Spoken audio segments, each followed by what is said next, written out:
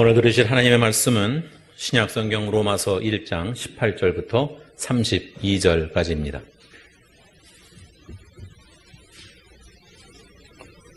로마서 1장 18절부터 32절까지입니다. 하나님의 진노가 불의로 진리를 막는 사람들의 모든 경건하지 않음과 불의에 대하여 하늘로부터 나타나나니 이는 하나님을 알만한 것이 그들 속에 보임이라. 하나님께서 이를 그들에게 보이셨느니라. 창세로부터 그의 보이지 아니하는 것들 곧 그의 영원하신 능력과 신성이 그가 만드신 만물에 분명히 보여 알려졌나니 그러므로 그들이 핑계하지 못할지니라. 하나님을 알되 하나님을 영화롭게도 아니하며 감사하지도 아니하고 오히려 그 생각이 허망하여 주며 미련한 마음이 어두워졌나니 스스로 지혜 있다 하나 어리석게 되어 썩어지지 아니하는 하나님의 영광을 썩어질 사람과 새와 짐승과 기어다니는 동물 모양의 우상으로 바꾸었느니라. 그러므로 하나님께서 그들을 마음의 정욕대로 더러움에 내버려 두사 그들의 몸을 서로 욕되게 하게 하셨으니 이는 그들이 하나님의 진리를 거짓 것으로 바꾸어 피조물을 조물주보다 더 경배하고 섬김이라. 주는 곧 영원히 찬송할 이시로다. 아멘. 이 때문에 하나님께서 그들을 부끄러운 욕심에 내버려 두셨으니 곧 그들의 여자들도 순리대로 쓸 것을 바꾸어 영리로 쓰며 그와 같이 남자들도 순리대로 여자 쓰기를 버리고 서로 향하여 음욕이 부릴 듯하며 남자가 남자와 더불어 부끄러운 일을 행하여 그들의 그릇 때문에 상당한 보응을 그들 자신이 받았느니라. 또한 그들이 마음에 하나님 두기를 싫어하며 하나님께서 그들을 그 상실한 마음대로 내버려 두사 합당하지 못한 일을 하게 하셨으니 곧 모든 불의, 추악, 탐욕, 악의가 가득한 자요 시기, 살인, 분쟁, 사기, 악독이 가득한 자요 수근수근하는 자요 비방하는 자요 하나님께서 미워하시는 자요 능욕하는 자요 교만한 자요 자랑하는 자요 악을 도모하는 자요 부모를 거역하는 자요 우매한 자요 배약하는 자요 무정한 자요 무자비한 자라. 그들이 이 같은 일을 행하는 자는 사형에 해당한다고 하나님께서 정하심을 알고도 자기들만 행할 뿐 아니라 또한 그런 일을 행하는 자들을 옳다 하느니라. 아멘.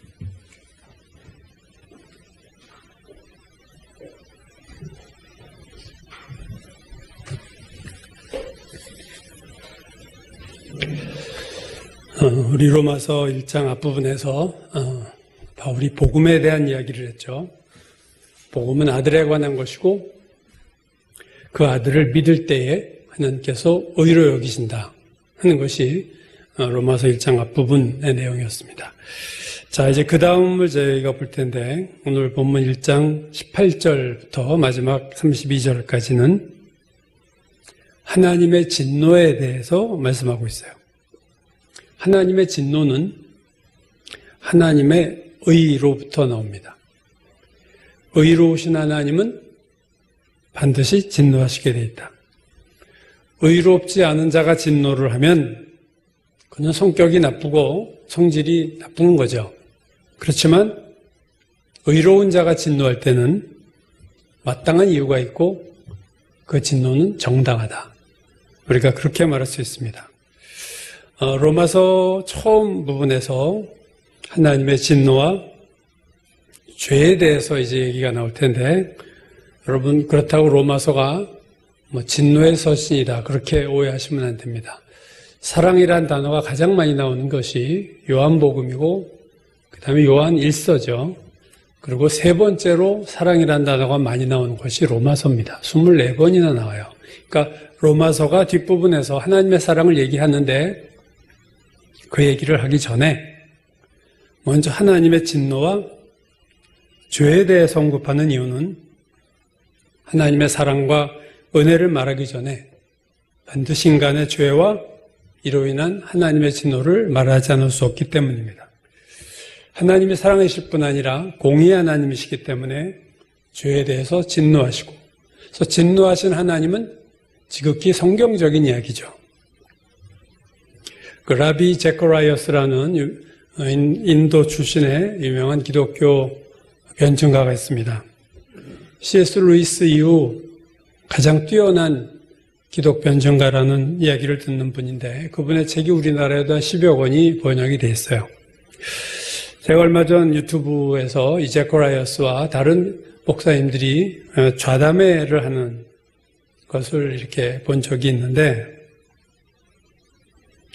그 목사님들 간의 대화 중에 미국에서 가장 큰 교회 목사님, 우리나라에도 그 사람의 책이 베스트셀러가 됐었죠. 유명했던 목사님인데 그분이 한 얘기, 미국에서 제일 큰 교회 목사님이 한 얘기입니다.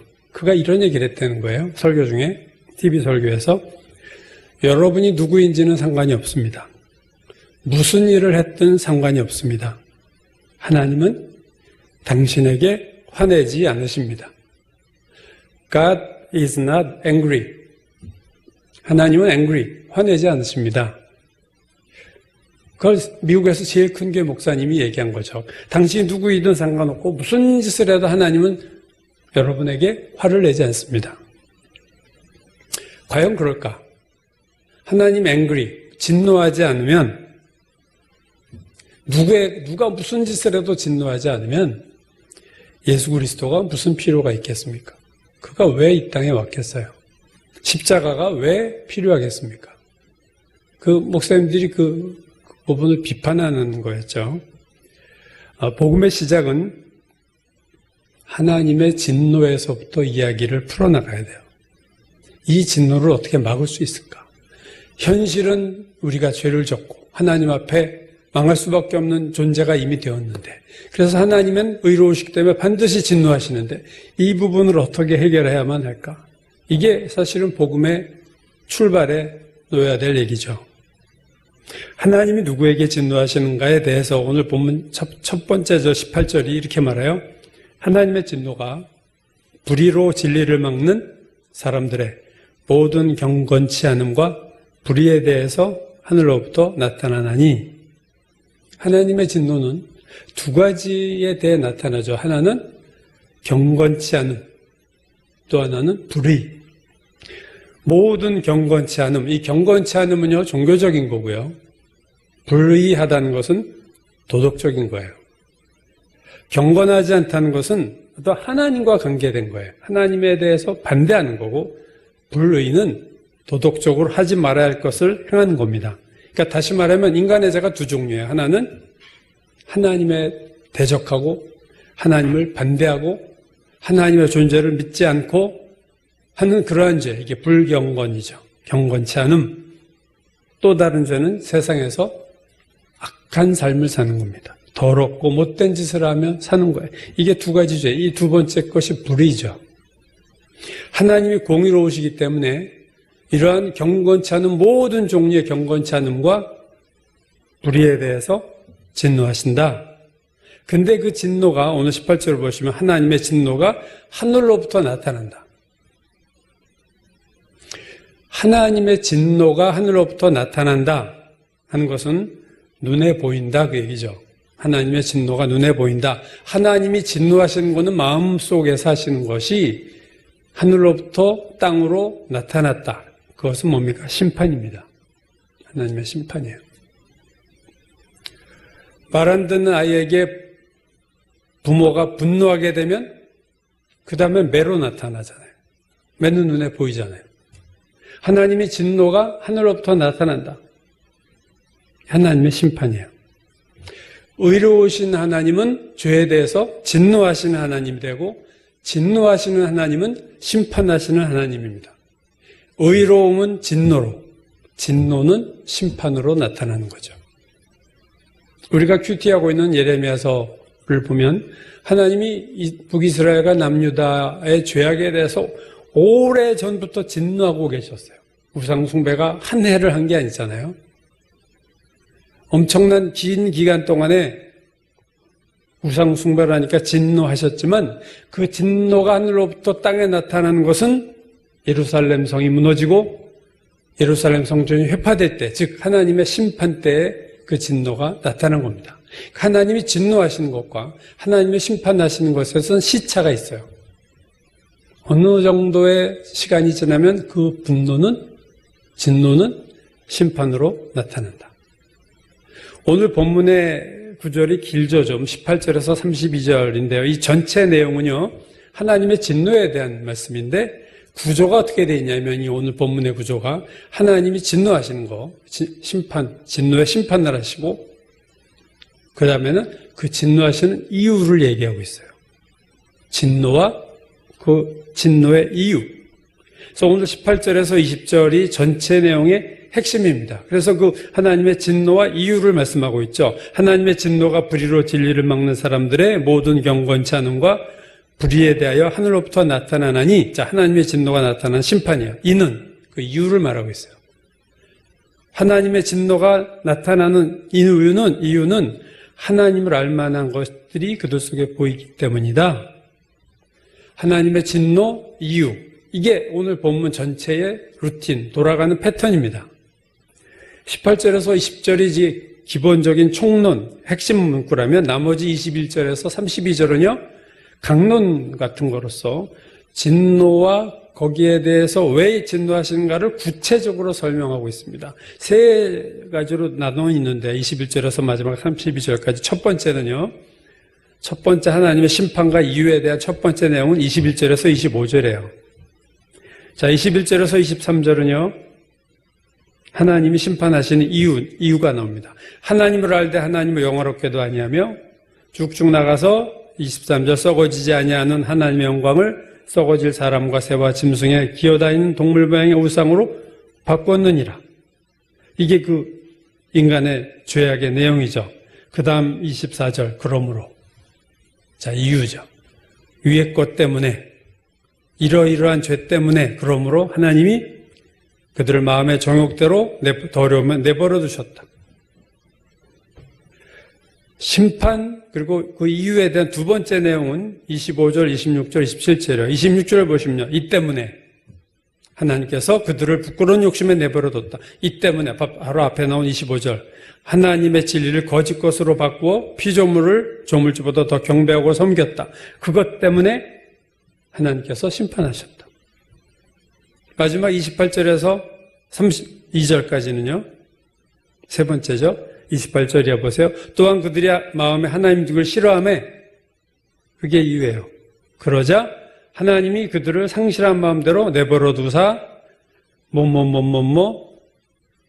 불의, 추악, 탐욕, 악의, 얼마나 죄의 종류가 많이 나와요. 시기, 살인, 분쟁, 사기 등등. 그러니까 오늘 본문이 말하고 싶은 것은 뭐냐면 하나님의 진노가 하늘로부터 나타났는데 그런 하나님의 심판에는 타당한 이유가 있다. 즉 하나님의 심판이 정당하다.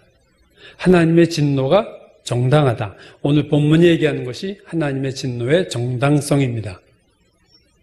그래서 하나님이 진노하시고 심판하시는 이유는 너무나도 공의한 하나님으로서 정당한 행위를 하시는 거다. 근데 이제 우리가 여기서 살펴보려고 하는 건 이거예요. 그렇다면 심판의 내용이 뭐냐? 심판의 내용입니다. 어떤 심판을 하셨는가? 자, 세 번의 경우가 나온다 그래서 첫 번째 심판 24절. 그러므로 하나님께서 그들을 마음의 정욕대로 더러움에 내버려 두사 그들의 몸을 서로 욕되게 하셨으니, 이건 뭐예요? 극심한 성적 타락입니다. 첫 번째죠.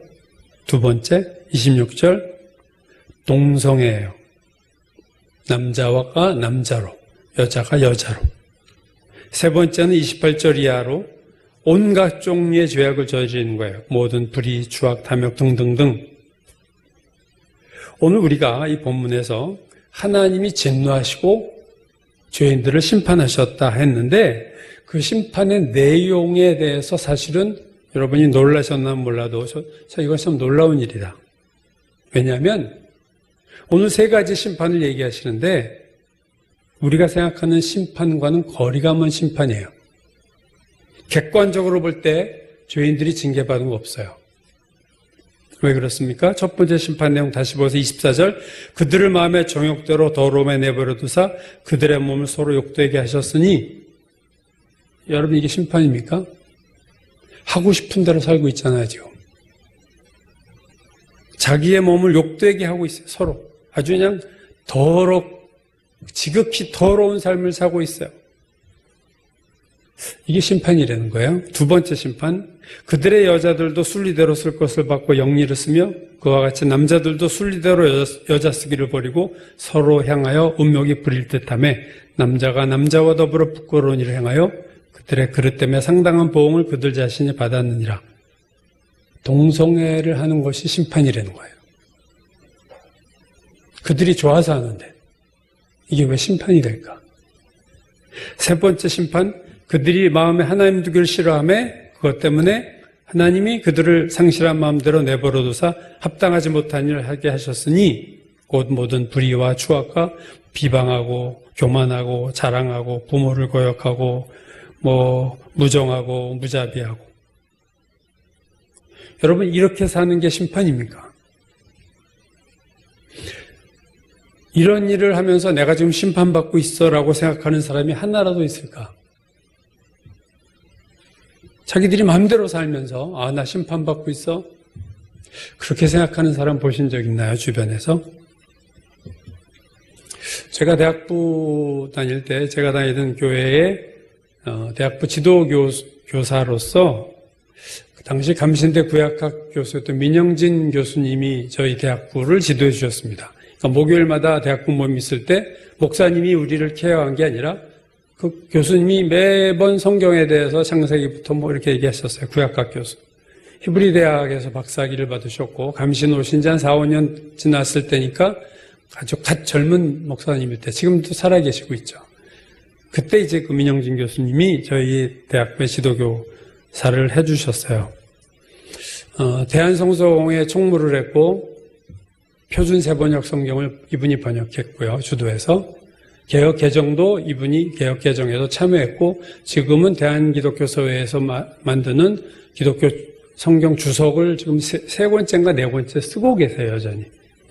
연세가 많으신데도 아주 지금 정정하고 아주 환하게 웃는 얼굴이 그분의 일품인데 기억이 납니다. 그때 대학부 그분이 이제 성경 이야기라면 이제 우리가 질문도 하고 토론됐을 때 한 친구가 한 대학생 친구가 이렇게 질문했어요. 민 교수님한테. 왜 하나님은 악하게 살고 부정으로 돈 많이 번 자들 그런 자들을 그대로 둡니까? 그랬더니 그 민 교수님의 대답이 이거였습니다. 그들이 악하게 살고 부정으로 번 돈을 쓰는 것이 심판입니다. 그래서 그때는 제가 교수님 말장난하네 그렇게 생각했어요. 무슨 소리야. 그래서 지들 좋다고 저러고 살고 있는데 그때가 박정희 정권 후반부였거든요. 그러니까 이제 막 민주화 가장 아주 그때 뜨거웠던 시절이라 대학생들도 아주 그 부분이 민감했을 때인데 그게 심판이라는 거예요. 그들이 지하고 싶은 대로 사는 게 심판이라는 거예요. 이게 어떻게 심판이 될까? 제가 그때 이제 그 생각을 했던 기억이 지금은 납니다. 이 본문을 보면서. 오늘 하나님이 심판하시는 세 가지 심판에 있어서 매우 중요한 키워드가 하나 나옵니다. 그것은 뭐냐면요. 내버려 두다라는 단어예요. 내버려 두다. 세 개의 심판에 똑같이 이 부분이 나오죠. 인간의 죄에 대한 하나님의 심판이 뭐냐? 내버려 두는 거예요. 24절. 그러므로 그들의 마음의 정욕대로 더러움에 내버려 두사. 내버려 두셨어. 두 번째, 28절, 26절. 이 때문에 하나님께서 그들을 부끄러운 욕심에 내버려 두셨으니 또 내버려 두셨어요. 세 번째, 28절. 또한 그들이 마음에 하나님 두기를 싫어하며 하나님께서 그들을 그 상실한 마음대로 내버려 두사. 아까 제가 오늘 본문 전체 구조가 심판과 그 이유라고 얘기했죠. 어떤 이유 때문에 하나님이 심판하셨다. 근데 그 심판하신다고 할 때 세 번 모두 하나님이 내버려 두셨다. 이게 심판이에요. 내버려 두면요. 얼씨구나 좋다고 죄질 텐데. 하나님이 나를 아무 건드리지 않아? 할렐루야 하고 죄 짓지 않겠어요? 이 내버려 둔다라고는 헬라어 단어를 보면요. 앞에 접두사가 붙어 있어요. 그것은 파라라는 헬라어인데 영어로 말하면 사이드, 옆이라는 뜻이에요. 파라. 우리가 여러분 요한복음 얘기할 때 예수께서 성령을 보혜사라고 말하는 구절이 요한복음에 나오죠. 여러 번 나오는데 그 보혜사라는 헬라어가 파라클레토스라고 하는데 보혜사 앞에도 파라라는 접두어가 붙어 있어요. 파라클레토스. 그 말은 뭐냐면 보혜사의 의미가 우리 옆에서, 우리 사이드에서 우리를 위로하는 분이다. 보혜사가 뭐냐? 파라클레토스. 우리 옆에서 우리를 돕는 분이다. 헬퍼다. 그게 보혜사거든요. 그러니까 오늘 본문에도 내버려둔다라는 이 단어, 디도미라는 단어인데 앞에 파라가 붙어 있다는 것은요, 옆에 있는 자의 손에 넘겨준다는 얘기예요. 옆에 있는 자의 손에 넘겨준다. 옆에 있는 자가 마음대로 할 수 있도록 내어준다. 디도미는 give예요. 영어에서 give. 이렇게 주는 건데 옆에 있는 자에게 준다. 그럼 여러분 하나님 옆에 있는 자가 누굴까요? 이게 사탄입니다. 여러분 사탄. 하나님께서 내버려 두셨다는 얘기는 옆에 있는 자에게 넘겨주신 거예요. 누구를? 죄인들을. 옆에 있는 자가 누구야? 사탄에게. 그러니까 니들이 마음대로 해. 욥기 1장을 보면 하나님이 사탄에게 욥에 대한 얘기를 해요. 욥처럼 온전하고 하나님을 경외하고 악에서 떠난 자가 없단다. 그랬더니 사탄이 옆에서 삐딱하게 얘기하죠. 욥이 괜히 하나님께 순종합니까? 다 하나님이 축복하셔서 그렇지 만약에 하나님 당신이 그의 소유를 치시면 욥이 하나님을 향해서 욕을 할 겁니다. 그때 하나님이 사탄에게 이렇게 말씀하셨어요. 욥기 1장 12절 내가 그의 소유물을 다 내 손에 맡기노라. 다만 그의 몸에는 손을 대지 마라.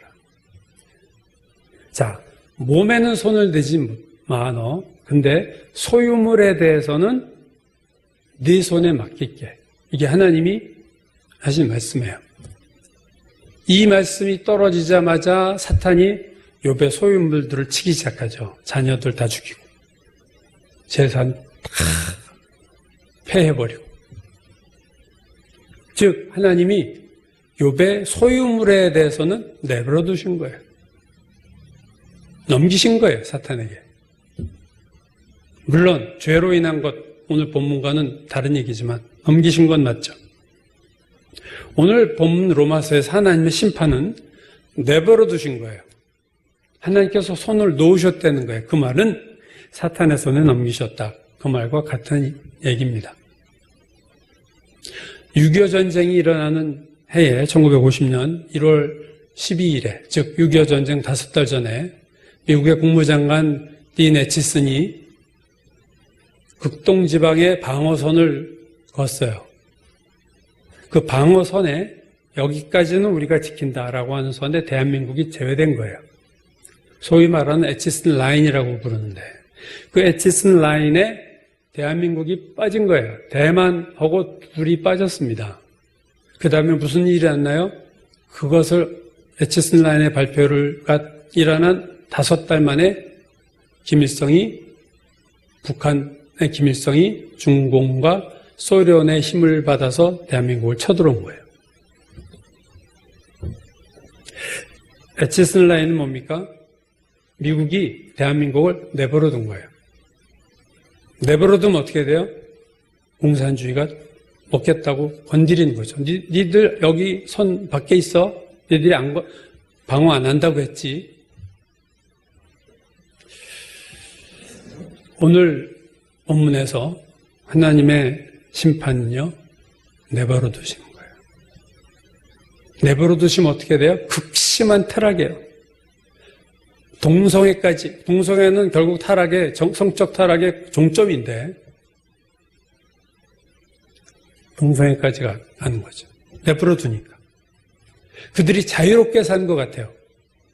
내가 살고 싶은 대로 살아. 하지만 사실은 사탄의 손아귀에 있는 겁니다. 사탄이 끌고 다니는 거예요. 사탄의 종로로 타는 거예요. 베드로후서 2장 19절에 보면 거짓 선생들 얘기할 때 베드로가 육체를 따라 더러운 정욕 가운데 행하며 하나님을 멸시하는 자들을 얘기할 때 이런 말을 써요. 그들에게 자유를 준다 하여도 자신들은 멸망의 종들이니 누구든지 진자는 이긴 자의 종이 됨이라. 자기들은 마음대로 산다고 자유를 만끽한다고 착각하지만 그거는 마귀의 노예가 된 거예요. 마귀의 손아귀에 넘어간 거예요. 하나님이 손을 놓으시는 순간 마귀가 그 자를 채갈 수밖에 없어요. 옆에 있는 자에게 넘겨준다. 옆에 있는 자의 권세에 내어준다. 이게 오늘 3번이나 나오는 이 단어의 원래 본래적인 의미예요. 인간이 죄를 어느 정도 계속해서 짓고 어느 라인을 넘으면 하나님이 내버려 두세요. 그러면 그는 아주 가장 악한 죄를 향해 달려가고 그 말은 지금 마귀에게 끌려다니고 마귀에게 종노릇한다는 얘기입니다. 여러분, 그러므로 가장 큰 축복이 뭐냐면요. 하나님이 붙잡으시는 거예요. 우리를. 내가 잘못할 때, 내가 삐끗할 때 나를 붙잡아 주시는 게 정말로 축복입니다. 제가 몇 주 전인가요? 한두 달 됐나요? 아브라함 얘기를 한 적이 있어요. 하나님이 아브라함에게 내가 자녀를 줄게 라고 말씀하신 첫 번째 말씀하실 때가 아브라함이 75세 때 고향을 떠날 때였어요. 근데 86세가 됐는데도 하나님이 애를 안 주시니까 86세 아브라함이 이스마엘이라는 하갈이라는 그 여종을 통해서 애를 가졌어요. 인위적으로. 그러다가 이제 99세가 됐어요. 자, 75세 얘기했는데 99세가 됐으니까 24년, 거의 25년이 됐잖아요. 4반세기가 지났는데도 애가 없어. 근데 99세 때에 하나님이 아브라함에게 나타나십니다. 나타나셔서 내가 이제 아이를 너에게 줄게. 내년에 내가 아이를 낳을 거야. 그러자 하나님께 엎드려 있던 아브라함이 웃습니다. 웃어요. 100세인 내가 어떻게 자식을 낳아? 아내가 90세인데 어떻게 출산을 해? 이렇게 속으로 중얼중얼 하면서 엎드린 채로 웃었어요. 그러면서 뭐라고 얘기했냐면 하나님한테 하나님 이스마엘이나 건강하게 살게 해주세요. 뭘 또 새로 애를 주세요. 그냥 이스마엘이나 건강하게 해주세요. 그래서 하나님이 아브라함에게 얘기했어요. 아니다. 내년 이 시기쯤에 너희가 아들을 낳을 텐데 그 이름을 이삭이라고 해라. 이삭이 웃는다는 거거든요, 뜻이. 그리고 창세기에 보면 얼마 지나지 않으면 며칠인지 모르겠어요. 또 나타나셨어요.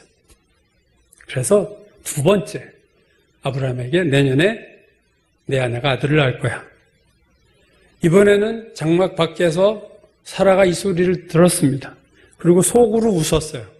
남편은 다 늙어 빠졌고 내가 생리가 끊어진 지가 언젠데 무슨 애는 무슨 애야. 그러자 하나님이 아브라함에게 이렇게 말씀하세요. 네 아내가 왜 웃느냐? 저 안 웃었어요, 사라가? 아니야, 나 웃었어. 그러면서 이렇게 말씀하셨습니다. 여호와께서 능하지 못한 일이 있겠느냐? 여호와께 능치 못한 일이 있겠느냐? 기한이 이를 때 내가 내게로 돌아오리니 사라에게 아들이 있으리라. 그리고 떠나셨어요. 자, 여러분 아브라함도 웃었고 사라도 웃었어요. 왜 웃었어요? 못 믿으니까. 너무 황당한 얘기를 하시니까. 이미 옛날 75세 때야 젊지, 훨씬 젊은 거죠. 99세인데 내년에 100세인데 그래서 믿지 않은 거예요. 근데 히브리서 11장에 믿음의 장에서 사라에 대해서 이렇게 말합니다.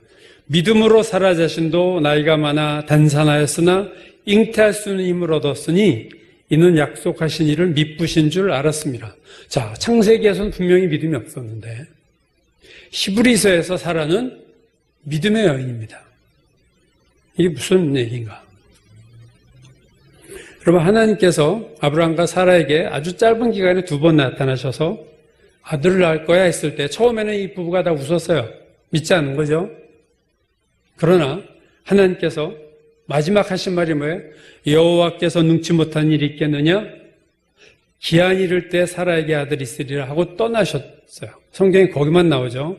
그때 아브라함과 사라의 생각이 어떻게 바뀌었는가에 대해서는 얘기하지 않습니다. 아마 2번 나타나셔서 내년에 아들을 낳을 거야 하고 떠나신, 이 말씀하고 떠나셨을 때 그들은 믿음이 다시 리바이벌 된 거죠. 믿음이 다시 생겨난 거예요. 여러분이 한번 이렇게 생각해 보세요. 만약에 하나님이 아브라함이 99세 되었을 때 아브라함 부부에게 나타나지 않으셨으면 어떻게 됐을까? 그럼 그들이 안 믿었을 거예요. 그러면 이삭도 없습니다, 여러분.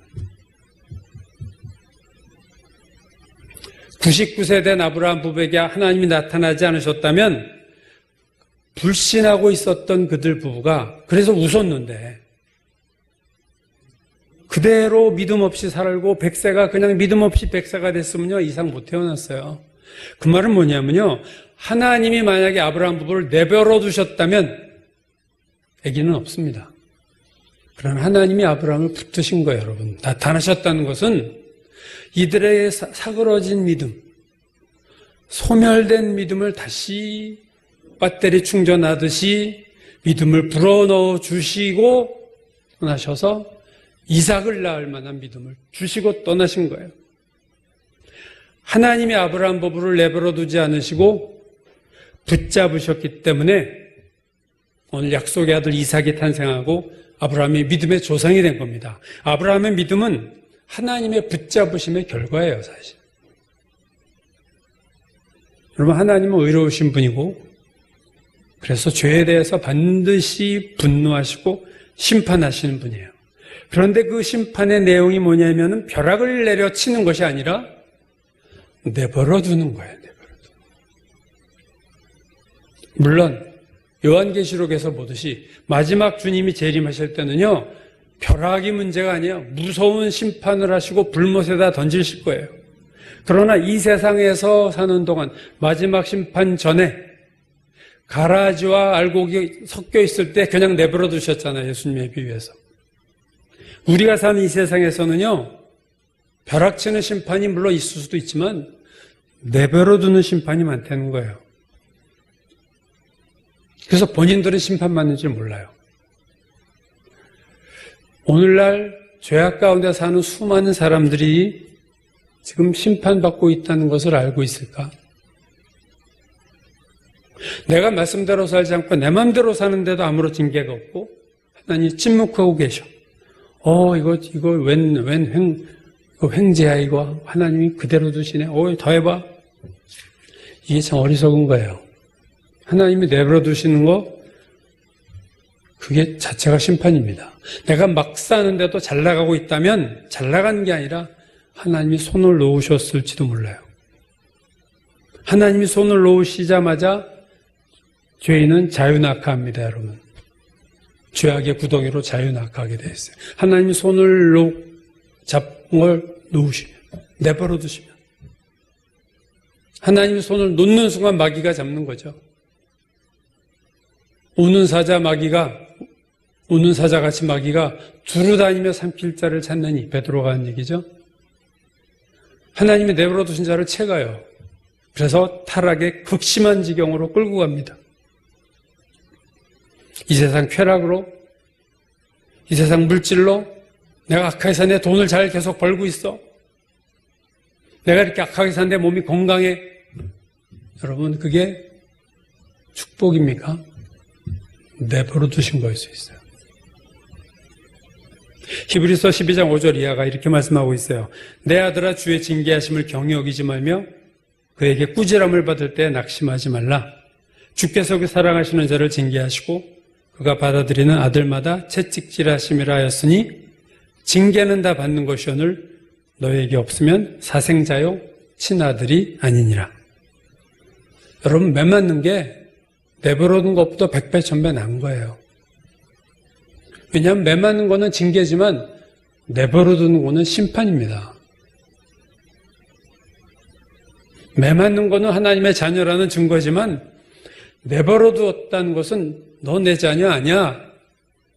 아니면 침묵에 지난 다음에 큰 매가 준비됐을 거예요. 그거 만약에 하나님의 자녀라면 조금 더 지나면 정말로 큰 매가 올 거예요.